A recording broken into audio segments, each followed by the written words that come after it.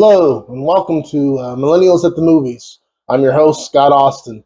This is a former YouTube reaction channel that failed miserably, so I've decided to focus on the movies that I grew up with, movies that my generation grew up with, Y2K generation. And if this format seems familiar or seems similar to Morgan Richter's Gen X at the Multiplex, that's because it is. Because in true millennial fashion, I'm just riding the coattails of Gen Xers. But yeah, seeing her lineup of movies, I've seen a lot of the movies that she mentioned in her channel, but I didn't grow up with them, and I did not exist when they were released, so I wasn't around for the cultural zeitgeist of RoboCop or you know any of the John Hughes movies or anything like that. I just wanted to do a channel where I talked about the movies I grew up with and the movies that I that formulated in the pop culture of my generation. But then again, we have to define the millennial generation. And generations are a little bit tricky and borderline nebulous to define, especially when you get to the fringe ends of like when a generation begins, when it ends. For instance, they say Gen Xers, the supported time frame is usually 1964. That's when the beginning of the Gen X generation. Let's just say a woman who may or may not be related to me was born in 1963. Well, that would technically put her under a baby boomer, but she would have more in common with the people that saw Raiders of the Lost Ark in the theaters than people who watched Leave It to Beaver growing up. So, yeah, it's a bit muddled.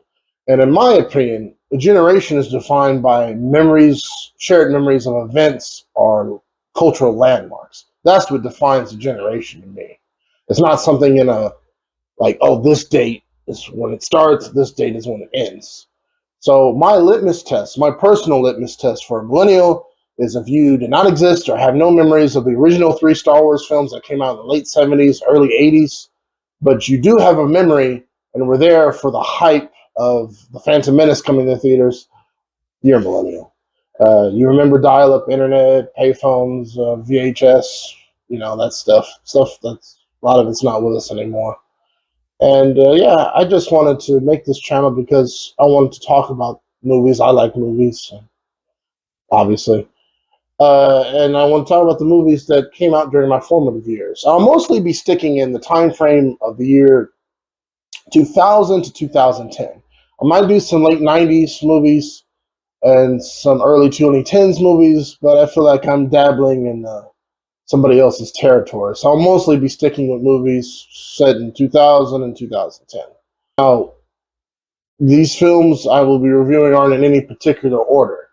For instance, the film I'm going to review today came out in 2001. Next film is going to come out in 2009, 2003, 2007, 2001 again. It's not in any particular order. It's just in the order I want to talk about them. That's just kind of how my mind works. If I have to do it in a more linear sense, it feels like work. And this technically is work, but I don't want it to feel like work. I want it to be fun. Whatever movie fits my fancy at the time, or I'm looking back nostalgically on, that's what I'll be talking about. And it's crazy that the early 2000s has become nostalgic now. It's so weird that everything that I'm going to be talking about on this channel happened 20, in some cases, close to 30 years ago. And it's just, where's the time going? That's another reason I wanted to make this channel. I want to look back on this time while a lot of those memories are still kind of fresh, and just it serves as both a review channel and a time capsule. And how the format of this show is going to work is I will mention a movie, the background about the movie, what led up to it, synopsis, quick synopsis, the cultural impact of it, and my personal verdict of it.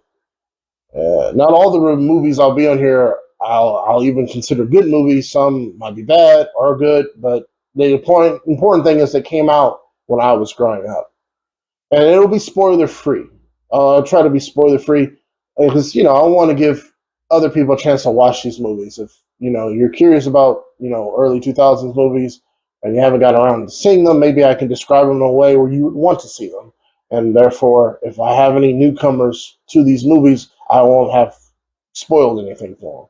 I know it seems kind of weird to make a retrospective movie channel and not and worry about spoilers, but just feel like it's a polite thing to do.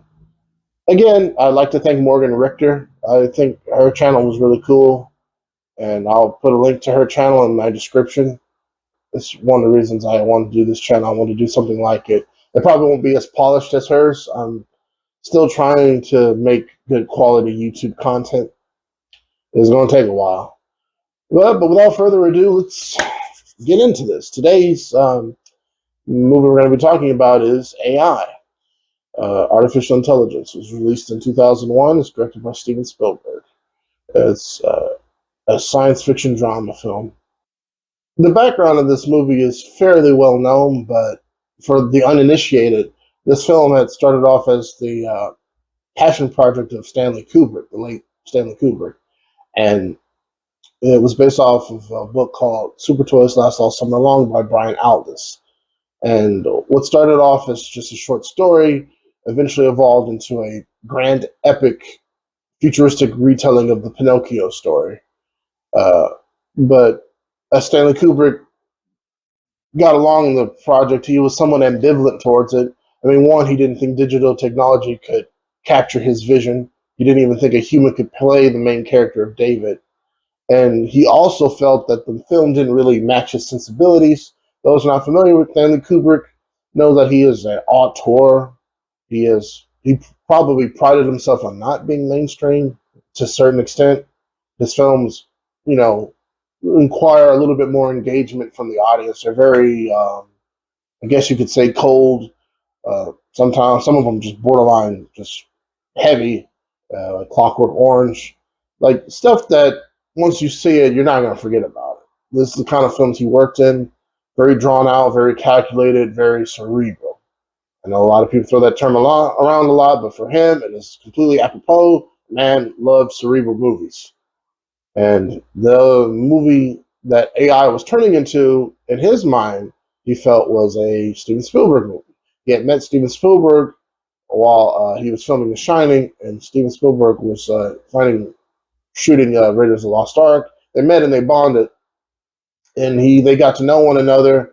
And as people have pointed out, they were friends, but their approach to filmmaking couldn't be more different. Steven Spielberg is the go-to guy for feel-good cinema. Spectacle. It's going to be fun. With Steven Spielberg, the films are going to be fun, and even his more darker films aren't as challenging as a Stanley Kubrick film. And they're very sentimental driven, almost to a fault. And Stanley Kubrick was the polar opposite of that. So with that, they both felt that the other was the appropriate response, because while AI may have more sentimentality than a usual Stanley Kubrick production, it was darker, a lot darker than, what Steven Spielberg was doing in the 80s. I could never picture the 1980s Steven Spielberg doing anything resembling AI. It wasn't until Empire of the Sun and The Color Purple and Schindler's List that he grew as a director and dealing with more emotionally engaging subject matter.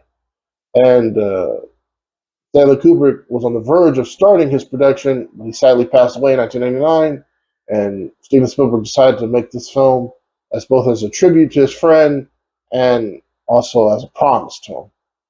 So that was sort of the selling point for the movie. The movie's selling point was that this was something of a posthumous collaboration between two iconic directing giants. So that's really what a lot of the film had going for. But the marketing of the film was very vague. And that is something I do remember. The marketing I do remember. I remember a trailer where the woman's head comes out of the forest, the nanny robot, and her head turns and there's a piece of it missing. And as a kid, I was like, it was visually striking. I'd never seen anything like that, except maybe a film like The Terminator. And even that wasn't as dynamic looking as that shot. So for me, it looked interesting, but the movie I was more excited to see in 2001, the movie I was looking forward to, Jurassic Park 3. Like, don't judge me. I was 9 years old, okay? I wanted to see Jurassic Park 3. That's what I had with my mind. That being said, I do remember AI. I do remember the marketing being very vague. It looked strange, it looked dark, and part of me was interested in it. Honestly, for the early 2000s, I only think Steven Spielberg could have done a film like this. The film opens with a voiceover, courtesy of Ben Kingsley, to inform the audience that in the future, an inconvenient truth has evolved into a global catastrophe. Melted polar ice caps have destroyed the coastlines across the world, and there's no Kevin Costner here to save the day. A shortage of both land and resources has made overpopulation a deadly problem. In the developed world, to maintain a small population without reducing manpower, mechanized androids, or mechas, are created to fill in the void and tend to a decaying world and society. The leading pioneer of android development, cybertronics, is led by Professor William Hobby, played by the late William Hurt. He decides that the next step in human and android relations is the creation of a robot child named David, played to perfection by Haley Joel Osment. A prototype David is given to Cybertronics employees Henry Swinton and his wife Monica Swinton, played by Sam Robards and Frances O'Connor, respectively. Monica is initially horrified and unsettled by David's presence. Not only is a child mecha perverse, but she sees him as a replacement for her son Martin, who has been preserved in suspended animation till a cure can be found for unspecified disease. After a week or so, David wins Monica over, and she has David imprint on her with a dedication and love that only a machine can give. She also bestows on David one of Martin's old toys, a robotic teddy bear that serves as a Jiminy Cricket in a story that has more than a passing resemblance to Pinocchio. Things become complicated, however, when Martin, played by Jake Thomas, is released from the hospital. What starts as sibling rivalry turns into something a lot more sinister. Martin dares David to cut Monica's hair, as well as nearly drowning Martin in a pool. An emotionally distraught Monica, on the assistance of her husband, abandons David and Teddy in the woods. At the same time, a walking vibrator by the name of Gigolo Joe, played by Jude Law, is framed for murder and must also flee into the woods. After several close calls, David and Joe go in search for the mythical blue fairy from the Pinocchio story, in hopes of David becoming a human child and for both of them to find meaning outside their design purpose. As stated earlier, this film, for all intents and purposes, is a collaboration between Stanley Kubrick and Steven Spielberg, and they are both very different, but they have both tackled adult subject matter. And in the 90s, Steven Spielberg had proven himself capable of tackling these things. So what people were probably expecting was a very emotionally heavy film. And it is that, but there is a lot of Spielberg in it, and for some people, maybe a little too much Spielberg in it. But then there is erroneous beliefs of what is Steven Spielberg and what is Stanley Kubrick, something that people find sometimes more interesting than the narrative itself, finding where one artist ends and the other begins.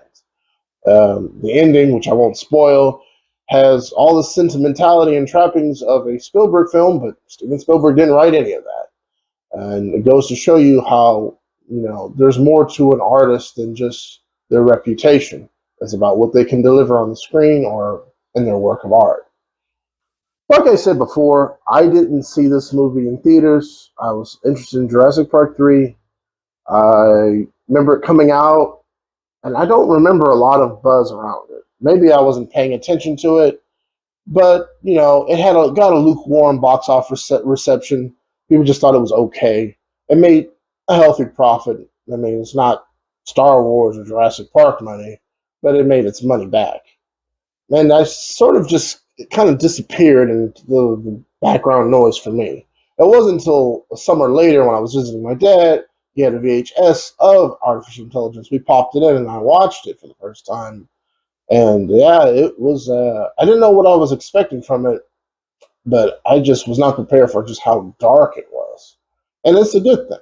It was something that I had never seen before in a science fiction film. Because at that point, I hadn't seen Blade Runner. And there's a lot of artificial intelligence movies or movies that deal with artificial intelligence that usually veer in towards more emotionally heavy and draining things. But yeah, watching the film, I like most children, could empathize with David to a certain degree. We all want our parents' love and approval, and we want to go through great lengths to get it sometimes, which makes David's predicament so tragic because there's nothing he can do to prove himself to Monica. And the whole relationship is so strange. It's a very perverse relationship. It feels exploitative and insincere. Even in the more softer moments, something underlining it just don't feel right. And I think the movie does a great job of showing why a robot child is just not a good thing. Not for the human, and if the AI is sentient, well, it's not going to be good for the artificial life form either. And it really goes to the heart of the film about, emotion. And my takeaway from it is this: if you could make a robot child or a robot of any kind that can love like a human, reason like a human, get angry like a human, if you can take the entire human experience and put it effortlessly into an artificial life form to the point where the lines are starting to get blurred, well, what's special about being human anymore? And the whole movie has a dreamlike quality to it. It feels like a fairy tale. It's like if Walt Disney did Blade Runner. John Williams, he delivers a great score as usual. Nothing iconic. The last orchestral piece called "Where Dreams Are Born" is really powerful, really emotionally moving. But no, if you're looking for like your typical iconic John Williams themes, well, you're not going to get that here. But what is interesting is there's a lot of synthesizers. I don't know if he used synthesizers before this or after, but it's unusual for him. And synthesizers are part of the orchestral music in this, which kind of works. Because there's a piece called Hide and Seek where it feels like the orchestral music is being encroached on by synthesizer. In other words, a human arrangement is being encroached on by artificial arrangement. I just think that works and adding to the discomfort and slight tension of that scene. And the performances. Well, we got to talk about the performances. Everybody does a solid job in this movie. The real highlight, of course, is Haley Joel Osment. He'd already made a name for himself being in Forrest Gump and the critically acclaimed Sixth Sense by M. Night Shyamalan, which got nominated for Academy Award, including Best Director. Yeah, this was the early 2000s. So Shyamalan wasn't a joke then. He was, at the time, people were calling him the next Spielberg. Hindsight really is 2020. But back to Haley Joel Osment. Haley Joel Osment does a great performance because before he imprints on Monica, he's walking around the house and he's a husk. That's not really the David that we're going to get to know. That's just the body is a stand-in for when the ghost gets into the machine and he becomes the character that we follow the rest of the movie. Two very different performances, and he does a great job at playing a robot. Same thing with Jude Law. Jude Law is great. If I'm not mistaken, he said his performances was influenced by Fred Astaire, like the dancing and the energy, just like a doll just wound up to the max. How he moves his head, and how he'll unlock his arms. Like any great performance, they can make it seem easy. It makes it seem easy to play a robot, but I imagine it's got its quirks and it's a bit challenging. Aside from a shot involving a certain pair of New York buildings, the film has aged pretty well. There's still a lot of fears about the environment and what we're doing with it, debate about it. Dr. No, is basically Chad GDP or GPT, whatever. I mean, Dr. No helped somebody write a college paper.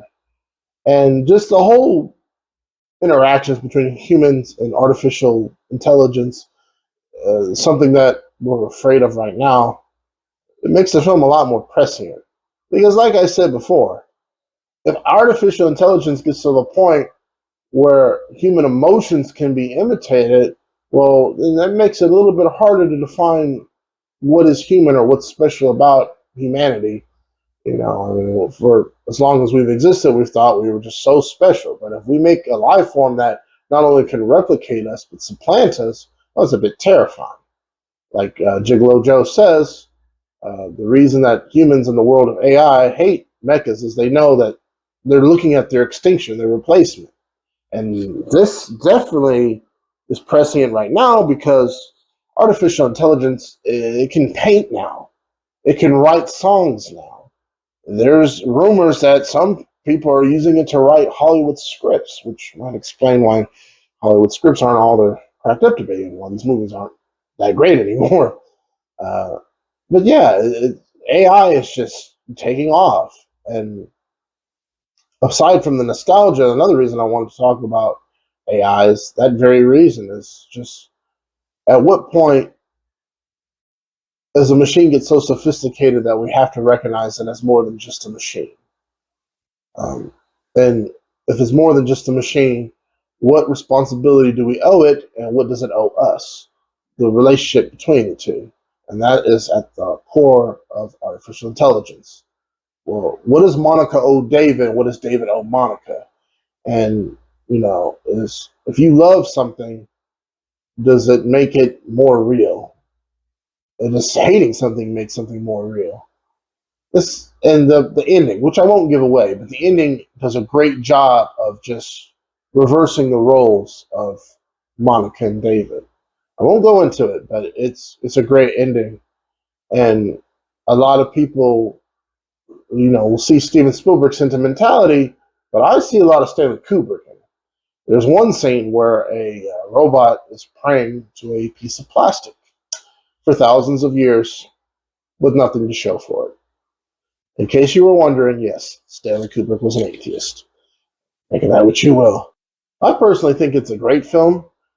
Tonally, it's a little jarring. I mean, the movie opens with a philosophical discussion about artificial intelligence, and then there's a scene where there's a Chris Rock robot that gets destroyed.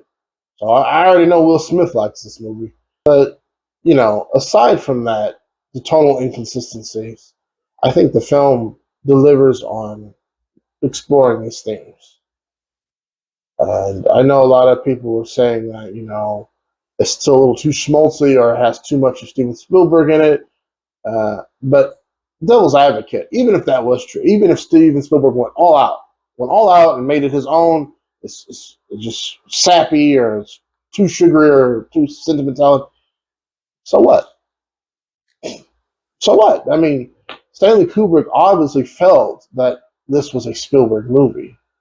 So in a way, if he had made it completely his own, he'd still be honoring Stanley Kubrick because Stanley Kubrick was like, well, this is your territory, so deal with it what you will. Uh, I know for some people, the half and half thing, half Kubrick, half Spielberg, prevents the movie from gelling. Like I said, I feel it adds to the fairy tale atmosphere of the film, and I think it is a good tribute. And I think just making the film at all was a tribute to his friend, and their relationship probably is more nuanced and goes a lot deeper than what any talking head on the internet or anywhere else has to say, myself included. They knew each other more intimately than we'll probably ever know. And I think this film is a testament to how, even though our approach to storytelling or even how we see the world can be different, it can intersect. So yeah, my verdict is that this isn't a film I just put in regularly. This isn't Jurassic Park or Tremors or a film I just put in because I was like, oh. When you put this film in, it requires your attention and your engagement.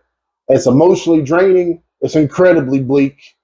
Even the happy ending really gets dark and just hopelessly sad under even a superficial analysis. But that being said, I still think it's something that you should watch if you're interested in like movies about robots or the future or films with a fairy tale aesthetic. Then yeah, I would suggest this. I mean, it's 2.5 hours. You're not going to regret spending. Every time I watch AI and I finish it, I never regret watching it. So yeah, I highly recommend it. It's a good film. Not perfect, but near perfect, and that's good enough. Okay, so hope you all like my channel. Subscribe and ring the bell for notifications. Next week, I will be talking about a paraplegic, unobtainium, and 9 foot tall cat people. If you know, you know. See you next time.